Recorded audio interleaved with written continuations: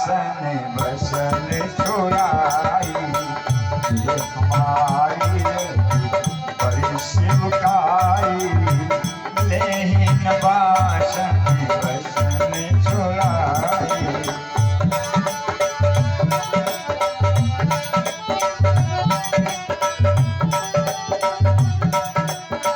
बसन छुड़ाई।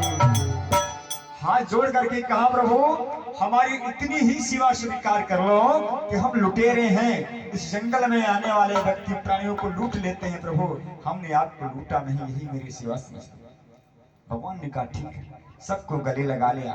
तो परीक्षित वो विराट तो परसों नहाते नहीं थे, व्याध बह लिया। तो आप कहते हो जो बहुत कई बार नहाते होंगे भगवान नहीं मिलते हैं। परीक्षित ने कहा प्रभु तो जो उम्र में ज्यादा बुजुर्ग रहते हैं वो ज्यादा भजन करते हैं, भगवान उनको मिलते होंगे। कहा ये भी सही नहीं है। क्यों? व्याधस्याचरणम ध्रुवस्य चावयो। अरे ध्रुव कितनी उम्र का था? ध्रुव तो 5 वर्ष का था, भगवान उसी भी मिल गए। अच्छा प्रभु, तो अगर परमात्मा उम्र नहीं देखते तो बहुत विद्वान जो होते हैं, धर्मशास्त्रों के बारे में अधिक जानते हैं, भगवान उनको मिलते होंगे। कहा नहीं, विद्या गजेंद्र का, हाथी ने कितनी विद्या पढ़ी थी उस गजराज ने कि भगवान ने उसका भी उद्धार कर दिया। गजराज ने सिर्फ गो कहा था,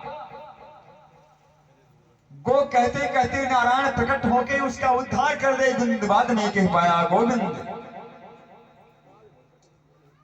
गोविंद नाम किसने रखा? उस गजराज ने रखा। इसलिए भगवान को ज्यादा ज्ञानी की भी आवश्यकता नहीं है। फिर जो ऊंची जाति वाले हैं उनको मिलते होंगे, जो ऊंची जाति वाले हैं उन्हें भगवान मिलते होंगे। सुखदेव जी ने कहा यह भी सही नहीं है, क्योंकि भगवान के यहाँ जाति और बिरादरी का कोई मतलब नहीं होता। भगवान जाति पर नहीं रिश्ते। अगर भगवान जाति पर रिश्ते तो जो बन के संत थे, जो शबरी से ईर्ष्या करते थे, थाल सजा करके जब दौड़े राम जी की आरती करने के लिए, तो राम जी ने सबको रोक दिया। कहा नहीं, हम सबसे पहले अपनी माता के पास जाएंगे, शबरी माँ के पास जाएंगे। शबरी कौन सी पंडितानी थी? इसलिए भगवान को जाति से भी काम का जाति दृश्य। विदुर जी की कौन सी इतनी ऊंची जाति थी? का जाति विदुर यादव पते। विदुर तो दासी के पुत्र थे, लेकिन भगवान ने दुर्योधन का 56 प्रकार का व्यंजन त्याग दिया और विदुर के घर जाकर केले का छिलका खाया भगवान। तो महाराज जो बहुत सुंदर होते होंगे, रूपवान जो हैं, भगवान उनको मिलते होंगे। तो महात्मा सुखदेव कहते हैं यह भी सही नहीं है परीक्षित। कुब्जाया किम तत् रूपमतिका। कुब्जा कितनी सुंदर थी, 3 अंग की टेढ़ी थी कुब्जा। मथुरा में उसे कोई देखता नहीं था, इतनी कुरूपा थी कुब्जा। लेकिन राम हमारे कन्हैया राव सबसे पहले जाके कुब्जा को ही देख दिया। कुब्जाया किम तत् रूपमतिका। तो कहा महाराज जो मंदिर में जाते हैं और ढेर सारा चढ़ावा चढ़ाते हैं भगवान को, उन्हीं भगवान मिलते होंगे। कहा नहीं, किम तत् सुदाम नो धनम। सुदामा कौन सा चढ़ावा लेकर गए थे? विचार करा। इसलिए परीक्षित भगवान को इन सब चीजों से जरूरत नहीं। भक्त्यातिष्ठित केवलम परमया भक्ति प्रियो माधव। भगवान को सिर्फ भक्ति प्यारी है और कुछ भी नहीं। सो रघुबीर भगति प्यारी, माया करनर बिचारी। सो रघुबीर भगति प्यारी, माया करनर बिचारी।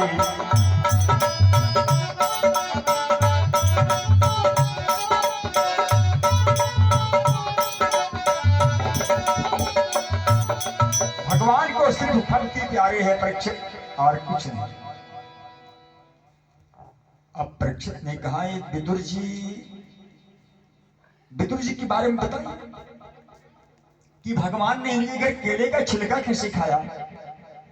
क्या दुर्योधन वही जो मेरे पितामह लोग थे, युद्ध में जो मारे गए? कहा हाँ, वही दुर्योधन। और विदुर जी दुर्योधन के चाचा थे, तुम्हारे पितामह थे, परदादा थे। कहा ये कथा सुनाओ महाराज। महात्मा सुखदेव कहते हैं, परीक्षित उस समय की बात सुनो कि युद्ध का शंखनाद नहीं हुआ था महाभारत में। पांडवों ने कहा कन्हैया से कि हे केशव, मैं युद्ध करना नहीं चाहता, मैं युद्ध के पक्ष में नहीं हूं, इसलिए आपसे निवेदन है कि आप एक बार शांति का संदेश लेकर हस्तिनापुर चले जाओ। भगवान ने कहा, देखो युधिष्ठिर, दुर्योधन मानेगा नहीं, वो कली का अवतार है, वो मान नहीं सकता। लेकिन आप बड़े भैया हैं, हमारी बुआ जी के सबसे बड़े पुत्र हैं, इसलिए आपका कहना मुझे स्वीकार है, मैं जाऊंगा। भगवान शांति दूत बनकर के चले। इसके पहले क्या हुआ? इसके 2 दिन के पहले क्या होता है हस्तिनापुर में? लाक्षय गृह में पांडवों को जाने की तैयारी दुर्योधन से बुनियादी कर रहे हैं कि पांडवों को लाक्षय गृह में भस्म कर दिया जाए। विदुर जी को पता लग गया। विदुर जी धृतराष्ट्र के पास पहुंचे। राज्यसभा समाप्त होने के बाद रात्रि के समय धृतराष्ट्र के भाई थे माधव, पिताजी, हाथ जोड़कर निवेदन किया धृतराष्ट्र से कि हे महाराज, हे कुरुश्रेष्ठ, आपको आपका छोटा भाई होने के नाते नहीं, आपका छोटा भाई इस नाते नहीं, आपने मुझे मंत्री बनाया है उस नाते भी नहीं, बस हस्तिनापुर की रक्षा के लिए मैं निवेदन कर रहा हूं कि पांडवों से बैर त्याग दो, पांडवों से बैर त्याग दो।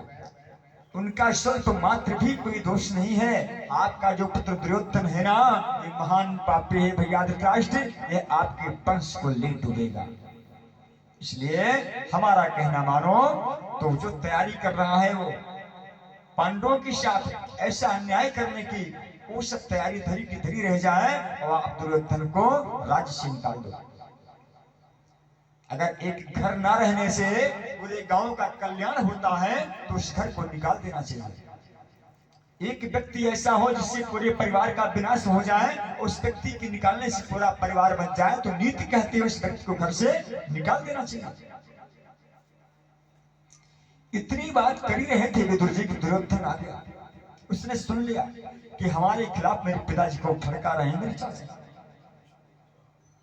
फटकार लगाई, कहा दासी पुत्र, तुम्हें इतना भी ख्याल नहीं कि मैं युवराज हूं, कल का राजा बनने वाला हस्तिनापुर का मैं, हमारी ही दया पर तुम मंत्री बनकर घूम रहे हो, नहीं भूखे मरते कहीं जाकर, और हमारे खिलाफ पिताजी को फटका रहे हो। इसी वक्त चले जाओ, निकल जाओ दरबार से, और फिर मोहम्मद दिखाना अपना, मैं तुमको मंत्री पद से च्युत करता हूं।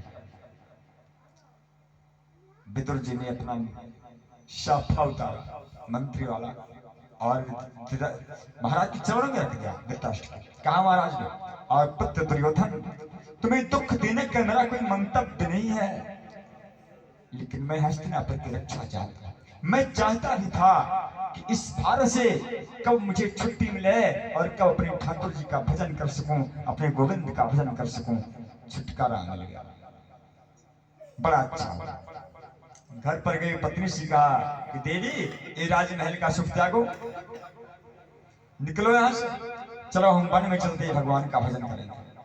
और विदुर जी पत्नी को लेकर कदली का केले का वन है, उस वन में चले गए और एक कुटिया बना करके वहीं विदुर जी रहने लगे, सानंद भगवान का भजन करते हैं।